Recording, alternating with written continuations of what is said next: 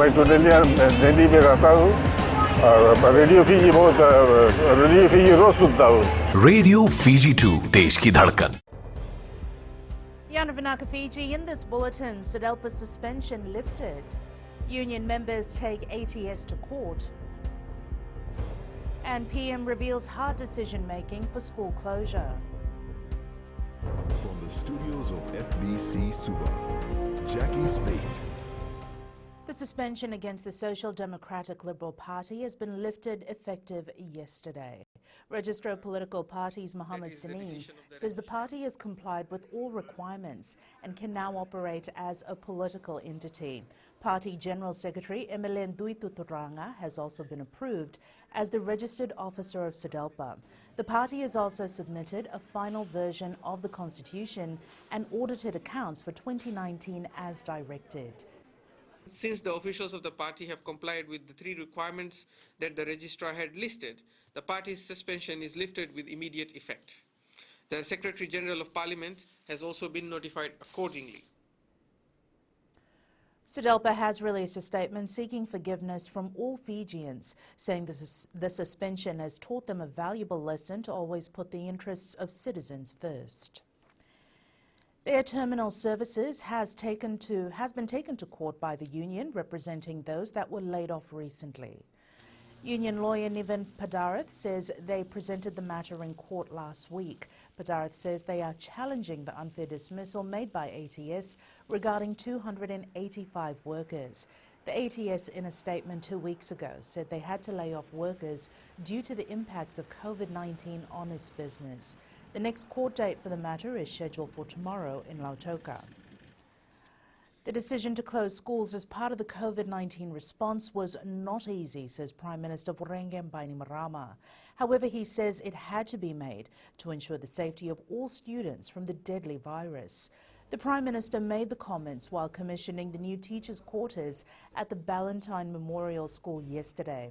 Access to quality education is one of the main focus of the Fiji First government, exemplified in free tuition, bus fare and free textbooks.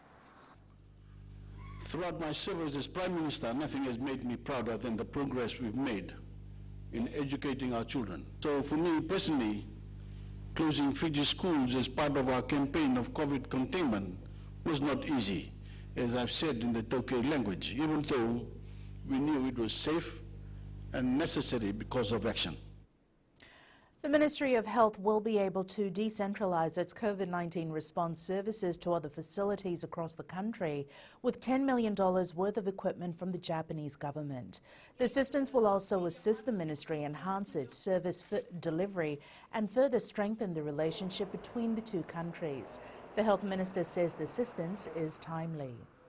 We've had to look at ways to remodel our healthcare service delivery model in a way that will empower, enrich and value add the more than 200 facilities we have all over Fiji. This includes the funding of $3 million to UNICEF for the technical assistance to Fiji and 13 other countries in this region.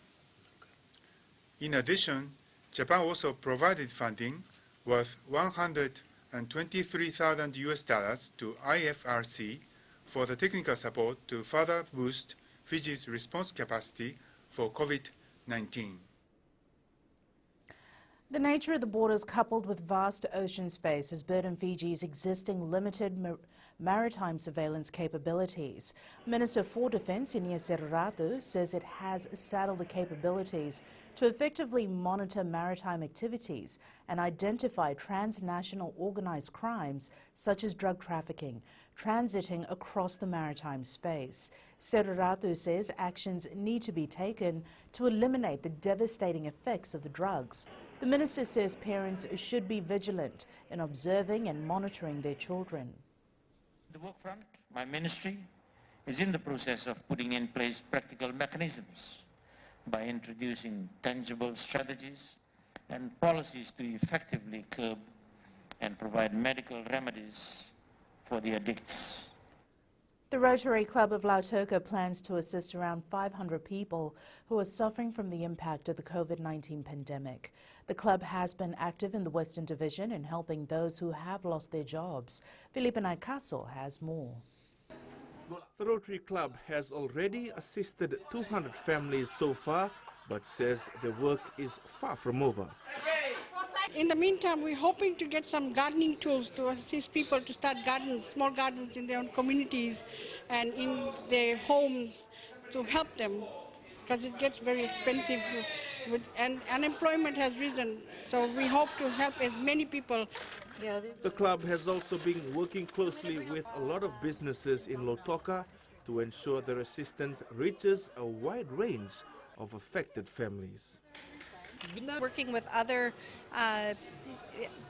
organizations that are providing aid as well, and to make sure that the families with children who are unemployed at this terrible time have what they need. The past few months haven't been easy for the club, as the requests made by families have been heartbreaking. We plan to be funding this initiative at least through this year, and we will assess the need as we get into December and look at finding additional funds. The club mostly gives out essential food items among other necessities. Felipe Naikaso, FBC News. The man who allegedly slit his wife's throat in Kinoya Nasinu late last year pleaded guilty in the Suva High Court yesterday to a charge of murder. The High Court judge, however, did not accept the plea and has insisted that the accused Fatai Penny undergo psychiatric evaluation before he is given another plea on his next hearing date. It is alleged that Penny killed his 47-year-old wife in December last year following a heated argument between them. When questioned if he had discussed with his lawyer the plea he gave yesterday, Penny said he had only just met his lawyer outside court that morning. The judge then said that Penny will be given time to discuss his plea with his lawyer. A request for bail was denied, and the next hearing date has been set for July 17. Coming up in sports, no rush into Skipper Cup for 7 stars. And Silktail skipper juggles training and studies.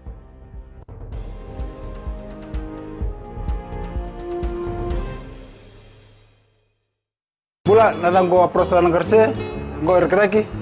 Do televizyon na barong na radio Fijuan, nandom ibit. Radio Fiji 1 nandomo ibiti.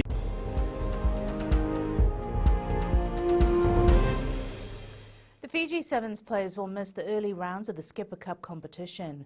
This has been confirmed by the national head coach Gareth Baber, who has a few things that needs to be ticked off first before the players feature in the Skipper tournament.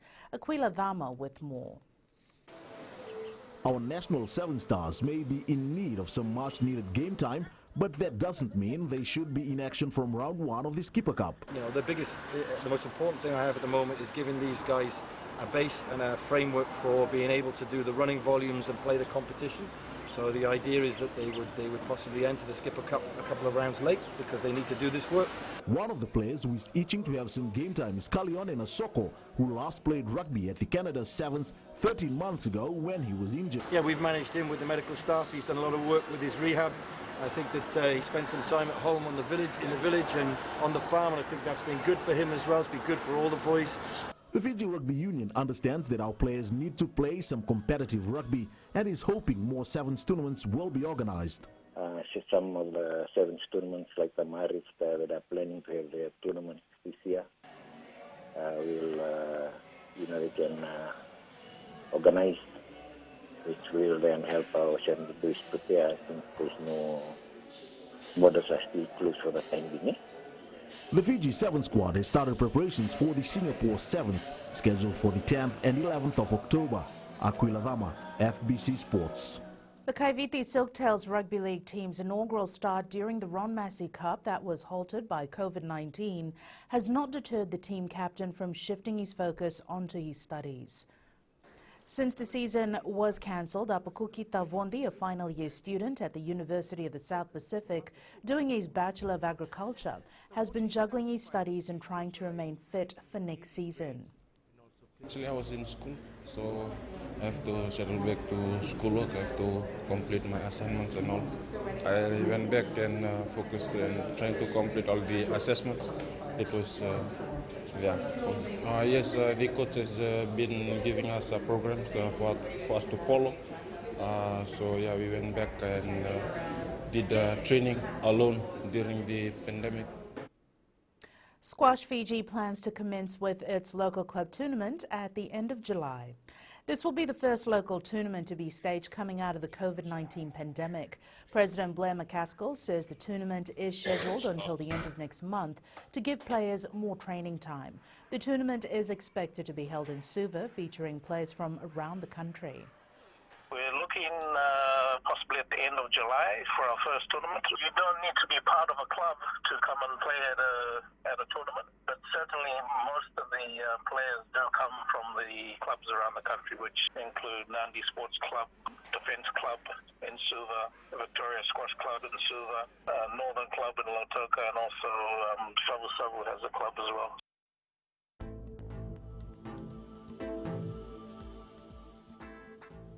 A quick look at the weather map for today. It's cloudy periods with some showers and isolated thunderstorms over the eastern and interior of the larger islands, Yasawa, Kandavu, Taveuni, Lau and Lomaiviti group. Isolated heavy falls are possible. Elsewhere, cloudy periods with isolated afternoon or evening showers and possible thunderstorms, so best to keep those umbrellas close. And that is your FBC Morning News. Join us at 1 p.m. and 7 p.m. for our major bulletin. Remember, in times of crisis, you need factual news that you can trust. Stop believing fake news about the COVID-19 on social media. Fight misinformation by getting only the facts about the coronavirus from verified news sources like FBC's TV, radio and digital media news. www.fbcnews.com.fj. Keeping Fijians connected with the truth.